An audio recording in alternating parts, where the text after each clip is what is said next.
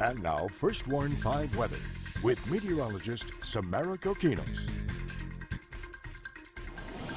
It is 6:44 on this Wednesday morning, and we are waking up to very warm and humid conditions outside. When you step out there, you're going to notice it first thing because the humidity is very high. We're in the low 70s with our dew points, and we're going to stay in the very humid category for most of the afternoon. Looking at your temperatures, right now 77 in McAllen and Brownsville to 75 in Harlingen, 74 degrees in Weslaco. The First Warn 5 satellite shows a decent amount of cloud cover overhead this morning, but some of those clouds will eventually fade away as drier air moves into the upper valley first. So let's look at future track. We start the clock at 6. There could be an isolated sprinkle near the coast, but I think most of the valley is going to be on the dry side.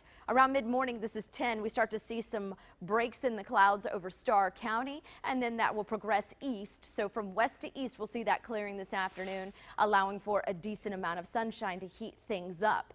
And when you factor in the humid air, it's going to feel like the triple digits out there today. And we actually will be in the triple digits in Rio Grande City near 100, 99 for McAllen and Edinburg to 94 in Weslaco and Raymondville.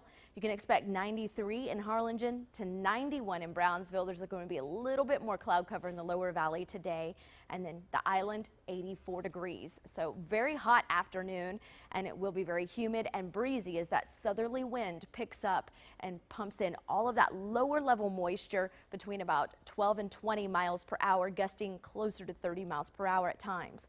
The front is to our north, but when we look at future track, the European model shows as we start the clock at 6, this front will eventually start to make its way south toward the valley. The daytime hours are going to remain dry, okay, but late tonight, that's when we're going to see the potential for those thunderstorms to develop as this front rolls through the valley and clears. Once it clears, it will be cooler, a lot less humid. It's going to set us up for a beautiful day on Thursday and a rather chilly night Thursday night. Here we go, looking a little bit closer to break down your rain forecast hour by hour with the high resolution future track model.